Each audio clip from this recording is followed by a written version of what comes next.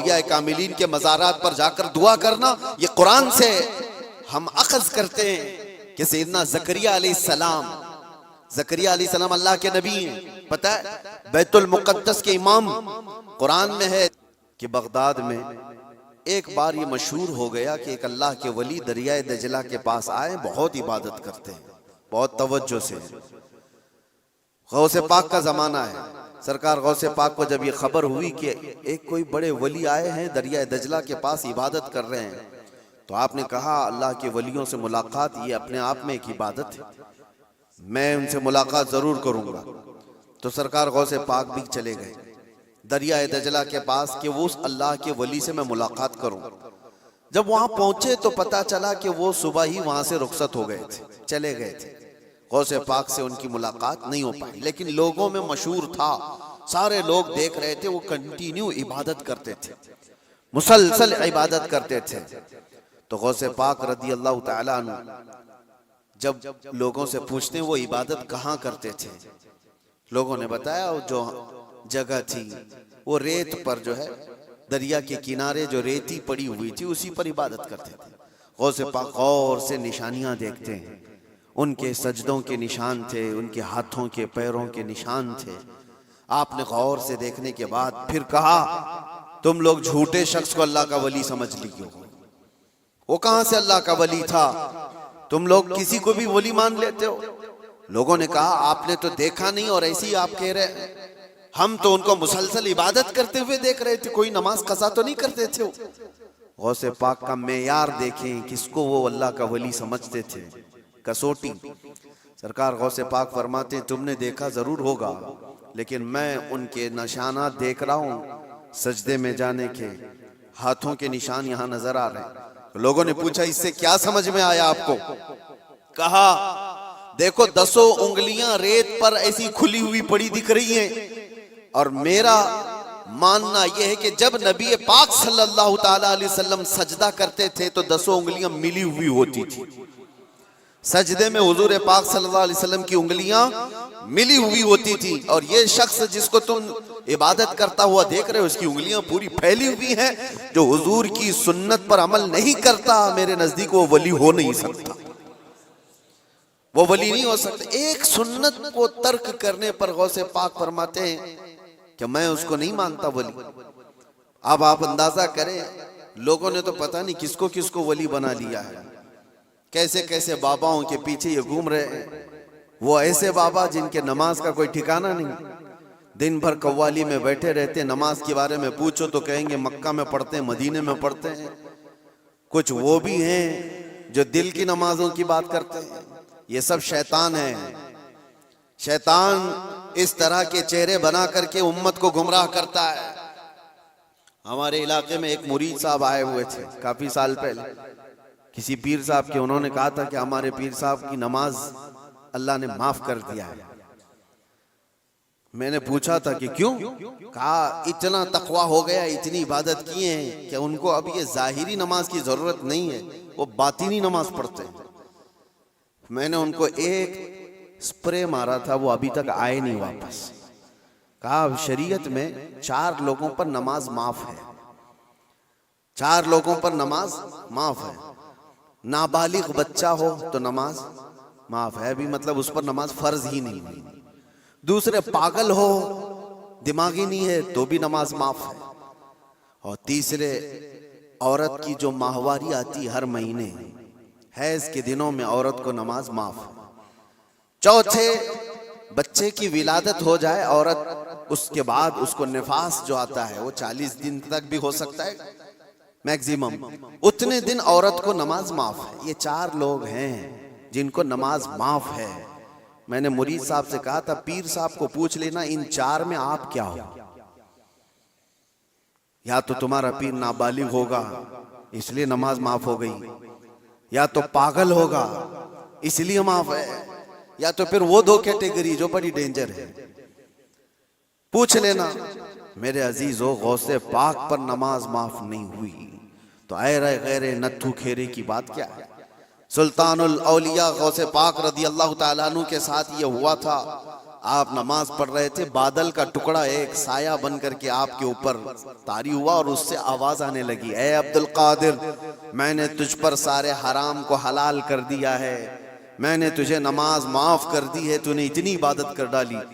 اور ظاہر سی بات ہے یہ 4 دن لوگوں میں بیٹھ کر کے عبادت کر کے یہ سمجھ لیں کہ میں بہت کیا ہوں۔ غوث پاک تو وہ ہیں جنہوں نے 15 سال تک ایک پاؤں پر کھڑے ہو کر رات بھر نماز پڑھی ہے، اور تقریباً 40 سال ان کی عبادت کے ایسے گزرے ہیں کہ ایک انگور کے دانے سے سحری کرتے تھے اور آدھے گلاس پانی سے افطاری کر لیا کرتے تھے۔ یہ غوث پاک کی عبادات اور مجاہدات اتنے سالوں کے بعد اگر کوئی کہے ان کو تو بات تو ایسی لگتی ہے نا کہ شاید دماغ میں یہ بات آ جائے، ہاں اتنے سالوں کی عبادت ہوئی، بادل کے ٹکڑے سے آواز آئے کہ عبد القادر میں نے سارے حرام حلال کر دیے تم پر اور نمازیں معاف کر دی، لیکن وہ ایسے ویسے لوگوں کی صحبت پائے ہوئے اور موسمی طریقوں کے ولی نہیں تھے۔ غوث پاک رضی اللہ تعالیٰ عنہ شان محبوبیت پر فائز تھے۔ آپ نے برجستہ کہا یہ آواز رحمان کی نہیں ہے، یہ شیطان کی ہے۔ جب نبی پاک صلی اللہ علیہ وسلم پر نماز معاف نہیں ہوئی تو میں کون ہوتا ہوں؟ اللہ کے رسول صلی اللہ علیہ وسلم جو صاحب شریعت ہیں، حضور نے نماز نہیں چھوڑی، اور وہ بھی آخری وقت تک۔ جانتے ہو روایات میں موجود ہے اس وقت رسول اللہ صلی اللہ علیہ وسلم حجرے سے باہر آ رہے تھے جب آپ کی وفات کو چند ہی دن باقی تھے، حضور کی وفات کو، حضور کے انتقال کو چند دن باقی تھے۔ حضرت ابوبکر صدیق امامت کر رہے تھے، لیکن اس کے باوجود رسول پاک صلی اللہ علیہ وسلم سخت علالت کے بعد حجرے سے باہر تشریف لائے تھے، اس حالت میں کہ روایات میں موجود ہے حضور 2 صحابہ کے کندھوں پر ہاتھ رکھ کر کے باہر آ رہے تھے، پیر زمین پر نہیں لگ رہے تھے۔ اس قدر شدت کی تکلیف کے ساتھ بھی نبی پاک صلی اللہ علیہ وسلم مسجد میں تشریف لا رہے ہیں، اور یہاں مرغ مسلم توڑتے ہوئے بیٹھے ہوئے وہ پیر کہتے ہیں کہ ہمارے لیے نماز معاف ہے۔ غوث پاک نے جب یہ کہا کہ یہ رحمان کی آواز نہیں، یہ شیطان ہے، میرے لیے نماز معاف نہیں ہو سکتی، تو غوث پاک رضی اللہ تعالیٰ عنہ پر اس نے غرور اور تکبر میں لانے کے لیے ایک دوسرا حملہ کیا تھا اور کہا عبد القادر تم بہت پڑھے لکھے ہو، بہت علم ہے تمہارے پاس، تم پڑھے لکھے نہ ہوتے، علم نہ ہوتا تو آج میرے گمراہی میں آ جاتے۔ شیطان اپنی اصلی حالت پر آ گیا، کہا ٹھیک ہے تم نے مجھے پہچان لیا، لیکن تم بہت پڑھے لکھے ہو، تمہارا علم اتنا ہے کہ تم بچ گئے۔ غوث پاک نے کہا تو دوسرا حملہ کر رہا ہے مجھ پر، میرے علم نے نہیں بچایا، مجھے رب کے فضل نے بچایا۔ یہاں پر بھی آدمی بہک سکتا ہے، اگر ہاں کہہ دیا کہ ہاں میں تو پڑھا لکھا ہوں، میں بہت علم والا ہوں، اسی لیے بہت سارے علم والے بھی بھسم ہو گئے، علم والے بھی بہک گئے۔ علم کے ساتھ رب کا فضل ہے تو پھر وہ بچ جاتا ہے۔ میرے عزیزو، عرض یہ کرنا ہے کہ حضور پاک صلی اللہ علیہ وسلم کی شریعت کو چھوڑ کر کے کوئی ولی نہیں ہو سکتا۔ غوث پاک رضی اللہ تعالیٰ عنہ کی 11ویں کرنے والے، نیاز کرنے والے سب سے میرا ایک ہی کہنا ہے اور سب کے لیے ایک میسج ہے کہ تمہاری 11ویں، تمہارے کچڑے، تمہارے نیاز یہ فرض نہیں، نہ ہی واجب ہیں، مستحب کے درجے میں آ سکتے ہیں، لیکن فجر کی نماز سے لے کر عشاء کی نماز تک فرض یہ تمہارے اوپر ایسا ضروری ہے کہ اس چیز کے لیے کوئی معافی نہیں ہے۔ 1 سال تم نے دیگ نہیں بنائی، نیاز نہیں کی تو قیامت کے دن نہیں پوچھا جائے گا کہ تم غوث پاک کی فاتحہ کرتے تھے کہ نہیں کرتے تھے، یہ سوال نہیں ہوگا، لیکن یہ سوال ضرور ہوگا کہ فجر میں اٹھے کیوں نہیں تھے، یہ سوال ضرور ہوگا اتنی نمازیں قضا کیوں ہوئی تم سے۔ میرے عزیزو، نوافل اور مستحبات میں پڑی ہوئی یہ امت، میں منع نہیں کرتا، آپ شوق سے، ہم بھی کرتے، غوث پاک رضی اللہ تعالیٰ عنہ کے دربار میں ایصال ثواب کے لیے، مرحومین کے لیے ہم نیاز، فاتحہ ساری چیزیں کرتے ہیں، لیکن اس کا مطلب یہ نہیں ہے کہ کل وہی ہے اور اللہ تبارک و تعالیٰ کی یہ عبادتیں کچھ معنی نہیں رکھتی، نماز نہیں ہے، قرآن نہیں ہے۔ عزیزان گرامی، میں ان لوگوں سے پوچھتا ہوں جو 2-2 3-3 گھنٹے قوالیوں پر رقص کرتے ہیں، قرآن کی ایک سورہ بھی تو سن کے دکھاؤ، وہ رب کا کلام ہے، اللہ کا کلام ہے، کسی قاری قرآن سے تم قرأت سن کر کے جھومو، پھر پتہ چلے کہ ایمان تمہارے دل میں کتنا ہے۔ ڈھول باجوں پر رقص کرنے والی قوم، ایمان سے اگر تعلق ہے تو ان خرافات میں نہیں جا سکتا کبھی۔ ایمان مضبوط کرو، اولیاء کاملین کی جماعت سے وابستہ رہنا یہ ضروری ہے، لیکن اس کا مطلب صرف یہ نہیں جو بنایا گیا ہے۔ ہم سنیوں پر ایک بڑا الزام یہ لگایا جاتا ہے کہ یہ صرف چادر گاگر جلوس فاتحہ نیاز 11ویں والے لوگ ہیں۔ میرے عزیزوں وہ ایک پارٹ ہے۔ ظالموں نے جس طرح کا یہ ہمارے اوپر الزام لگا کر رکھا ہے کہ یہ سجدے کرنے والے لوگ ہیں، قبر کی پوجا کرنے والے لوگ ہیں، اور مزارات اولیاء پر جا کر شرک و بدعت کرنے والے لوگ ہیں، دنیا کو یہ پھیلا کر کے رکھا گیا۔ ہم اس سے برات کا اظہار کرتے ہیں۔ ہم سنی مزار کو سجدہ تو چھوڑو، ہم رسول کو بھی سجدہ نہیں کرتے۔ سجدہ صرف اور صرف اللہ وحدہ لا شریک کے لیے ہے، عبادت صرف اللہ رب العزت کے لیے ہے۔ سجدہ تو دور کی بات، جھکنا بھی جائز نہیں ہے، جھکنا بھی جائز نہیں۔ ہم اس عقیدے کے حامل ہیں الحمدللہ، مزارات پر جاتے ہیں تو شرک و بدعت کے لیے نہیں، میرے مصطفیٰ کے فرمان پر جاتے ہیں، حضور پاک صلی اللہ علیہ وسلم کے فرمان کی بنیاد پر جاتے ہیں۔ اور رہی بات اولیاء کاملین کے مزارات پر جا کر دعا کرنا، یہ قرآن سے ہم اخذ کرتے ہیں کہ سیدنا زکریا علیہ السلام، زکریا علیہ السلام اللہ کے نبی ہیں، پتہ ہے بیت المقدس کے امام، قرآن میں ہے 3 پارے میں، سورہ آل عمران، آپ پڑھ کر کے دیکھنا، ان کو اولاد نہیں تھی، 90 سال کی قریب عمر ہو گئی تھی، لیکن اسی وقت بیت المقدس میں حضرت بی بی مریم کو لایا گیا تھا۔ حضرت بی بی مریم کا بھی معاملہ ایسا ہے، ان کی والدہ منت کری تھی، ان کے والد عمران، ان کی والدہ حنا، ان کو بھی اولاد نہیں تھی، انہوں نے منت کی تھی کہ اللہ اگر ہم کو تو بیٹا دے تو ہم بیت المقدس کی خدمت میں وقف کریں گے۔ بیٹا نہیں ہوا، بیٹی ہوئی۔ منت کے مطابق انہوں نے اپنی بیٹی کا نام مریم رکھا اور لا کر کے بیت المقدس میں وقف کر دیا بچپن میں۔ تو کس کو دیا جائے گا؟ جو بیت المقدس کے امام تھے، متولی تھے، حضرت زکریا علیہ السلام، ان کے ہاتھ میں دیا گیا کہ یہ بچی وقف ہے۔ حضرت زکریا علیہ السلام نے قبول کیا اور ایک محراب میں بچی کو رکھتے تھے۔ قرآن میں یہ ذکر ہے، میں بتا رہا ہوں آپ کو۔ اور حضرت زکریا علیہ السلام کہتے ہیں کلما دخل علیہا زکریا المحراب وجد عندها رزقا قالت یا مریم انا لکی هذا قالت هو من عند اللہ ان اللہ یرزق من یشاء بغیر حساب۔ جب حضرت زکریا علیہ السلام محراب مریم میں جاتے تو کہتے ہیں قسم قسم کے پھل وہاں پر رکھے ہوئے پاتے تھے۔ تو حضرت زکریا پوچھتے مریم یہ سب تیرے پاس کہاں سے آتا ہے؟ حضرت مریم کہتی ہے سب اللہ کی طرف سے ہے، اللہ جسے چاہے بے حساب رزق دیتا ہے۔ مریم کون ہے؟ نبی نہیں ہے۔ حضرت مریم ہاں اللہ کی ولیاں ہیں، پاکیزہ مقدس ہستی، لیکن ان کو اللہ تبارک و تعالیٰ نے وہ کرامات سے نوازا تھا، وہ بچپن میں پھل وغیرہ ان کو رزق کے طور پر پہنچ رہا تھا۔ اس کے بعد کی جو آیت ہے اب سنو، اس کے بعد یہ جو واقعہ ہے اس کے بعد کی آیت قرآن پاک میں سورہ آل عمران میں رب تعالیٰ فرماتا ہے ہنالک دعا زکریا ربہ قال رب ہب لی من لدنک ذریۃ طیبۃ انک سمیع الدعاء۔ زکریا علیہ السلام کو بھی اولاد نہیں تھی، تو اسی مریم کے محراب میں کھڑے ہو گئے جہاں بی بی مریم تھی، کہا اے اللہ مجھے بھی ایک بیٹا عطا کر دے۔ ہنالک دعا زکریا ربہ، یہ قرآن کی آیت ہے۔ زکریا علیہ السلام نے اپنے رب سے دعا کی اللہ مجھے بھی ایک بیٹا دے دے، تیری جانب سے نیک و صالح بیٹا عطا کر دے۔ اب یہ دعا تو ہو گئی اور قرآن میں اس کے فوراً بعد آیت ہے فنادتہ الملائکۃ وہو قائم یصلی فی المحراب ان اللہ یبشرک بیحییٰ۔ اسی وقت اللہ کے فرشتوں نے بشارت دے دی زکریا علیہ السلام کو تمہاری دعا قبول ہو گئی اور یحییٰ علیہ السلام کی شکل میں تمہیں بیٹا ملنے والا ہے۔ اتنی تیز دعا۔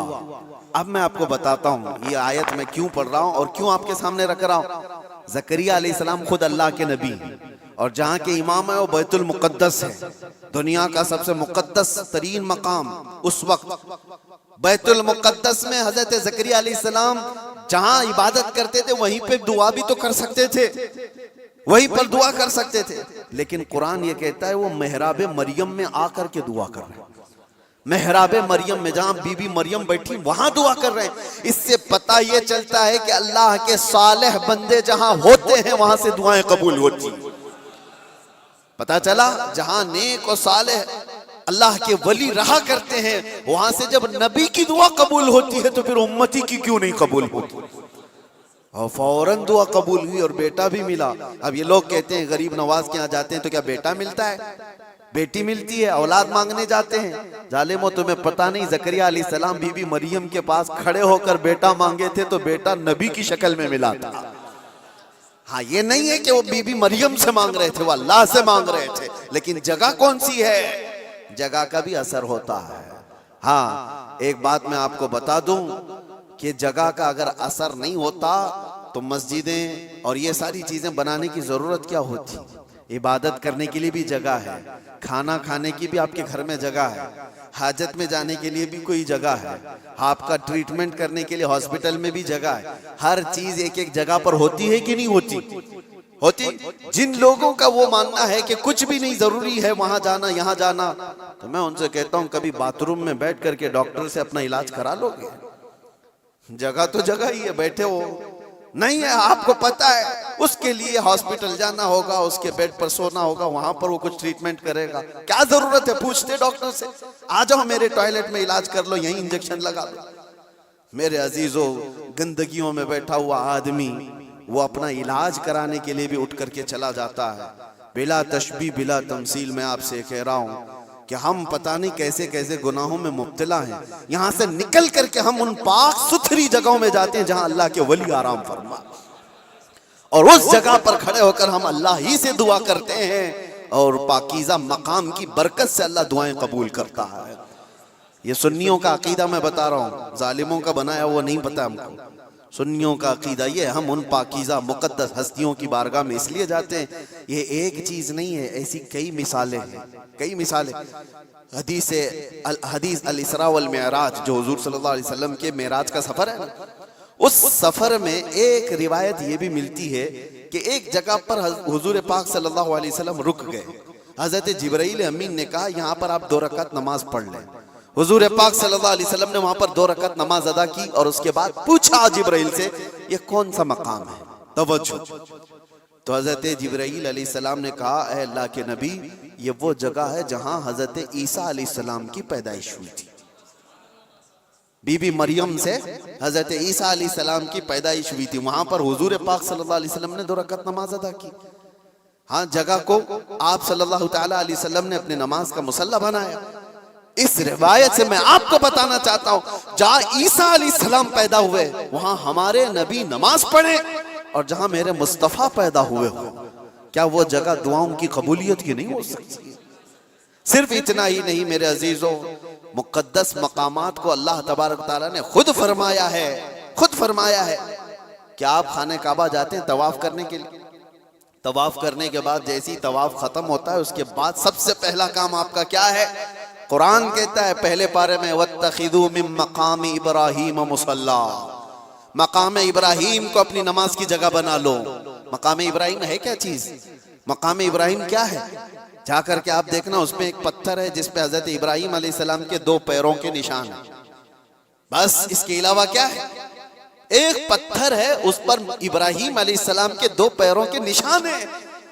تو اس پتھر کے پاس رب تبارک و تعالیٰ فرماتا ہے تم اپنی نماز پڑھو، حاجی ہو کہ معتمر ہو کہ خالی طواف کرنے والا ہو، 7 چکر طواف کے بعد مقام ابراہیم پر وہ ضرور 2 رکعت نماز پڑھے گا، 2 رکعت نماز پڑھے گا۔ ان کو پتہ نہیں جو اعتراض کرنے والے وہ پوچھتے نہیں کہ پتھر کو عبادت کر رہے ہیں لوگ، یہاں پہ پتھر کو سجدہ کرنے جا رہے ہیں؟ نہیں ظالموں، پتھر کو سجدہ نہیں کر رہے، یہ رحمان کا حکم ہے، رحمان کا حکم ہے۔ اس لیے حکم ہے کہ وہ پتھر اب افضل ہو گیا جس پر اللہ کے نبی کے پیروں کے نشان ہیں، جس پر کھڑے ہو کر ابراہیم علیہ السلام نے پورے کعبے کی عمارت تعمیر کی تھی، وہ پتھر افضل ہو گیا۔ اب آپ سوچو پتھر کھڑے ہونے والے نبی کی وجہ سے افضل ہے تو پھر وہ نبی کتنے افضل ہیں، ہاں ان کے قدم کتنے افضل ہیں۔ ہم تبرکات والے لوگ ہیں اس لیے ہم ان کی نہیں مانتے، ہم تو چھوٹی سی بھی کوئی چیز نسبت کی ملتی ہے تو ہم اس کو احترام سے سر آنکھوں پر رکھتے ہیں۔ آج بھی بحمدہ تعالیٰ حضور پاک صلی اللہ علیہ وسلم کے منہ مبارک پوری دنیا میں دیکھے تو سنیوں کے پاس ہی ملے گی، کیونکہ قدر ان کو ہی ہے، اور وہ چاہتے ہیں کہ حضور پاک صلی اللہ علیہ وسلم سے ریلیٹڈ جو بھی چیز ہے وہ عظمت والی ہے۔ اولیاء